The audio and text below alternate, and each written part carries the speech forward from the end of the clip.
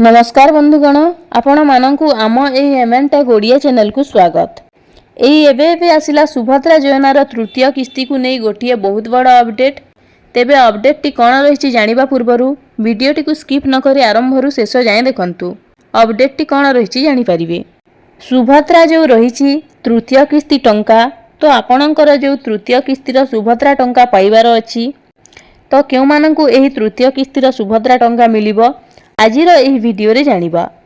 एही तृतीय किस्ती टंका केउ माने पाइबे जदि आमे कहिबा अधिकांशरु अधिकांश हिताधिकारी माने अपेक्षा करिसंती तृतीय किस्तीर टंका पाइबा पई।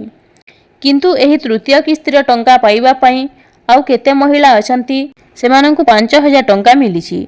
आउ किछि महिला अछंती जेउ मानंकु प्रथम किस्तीर टंका मिलिथिबा बेले द्वितीय किस्तीर टंका मिलिनी।